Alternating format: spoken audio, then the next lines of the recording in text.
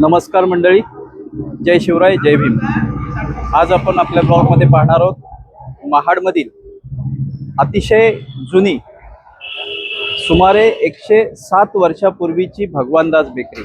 आपण म्हणाल बेकरीमध्ये काय असं विशिष्ट आहे? विशिष्ट अनेक अनेक बेकऱ्या महाडमध्ये निघाल्यात, अनेक ठिकाणी निघाल्यात.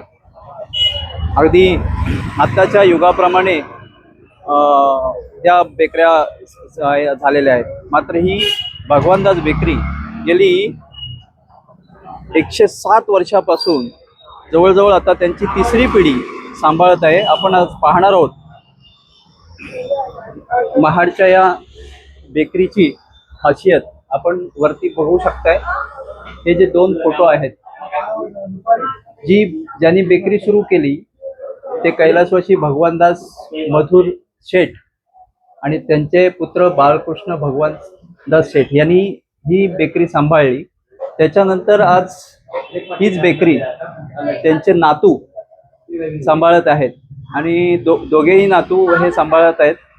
आणि अतिशय पहिल्यासारखीच ही बेकरी सुरू आहे. प्रचंड गर्दी असते. विशेषतः या बेकरीचं वैशिष्ट्य खारे बटर आणि काय काय काय काय विशिष्ट तुमचं ते सांगा. बेकरीमध्ये बाहेरचा एकही माल मिळणार नाही आणि मिळत नाही. स्वतः मेड केलेला असतो, आम्ही बनवलेला असतो आणि तो विकतो आम्ही. काय काय मिळतं जास्त प्रमाणात? कुठली आहे? गोडी बिस्किट आहे, मस्का पाव एक नंबर आहे, बटर आहे, जिरा बटर आहे, गोडा बटर आहे, मस्का पाव आहे. मस्का पाव, अजून काय काय? मसाला बटर एक आहे, नानकट आहे, केक्स आहेत, खरी आहे, केक्स आहेत.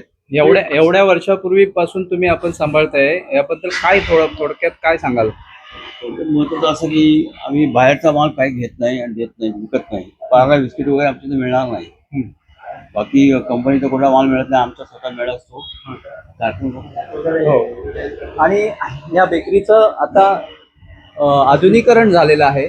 त्यांच्या बेकरीमध्ये ह्या अशा प्रकारे अतिशय स्वच्छ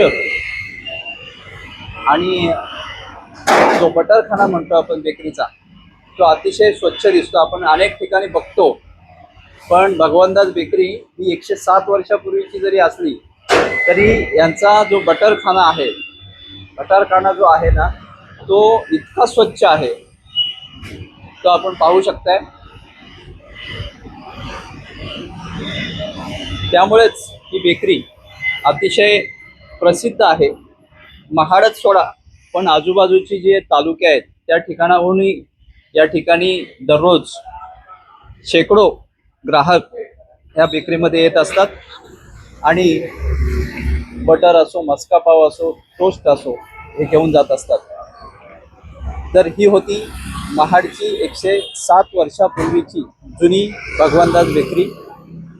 जय शिवराय, जय भीम.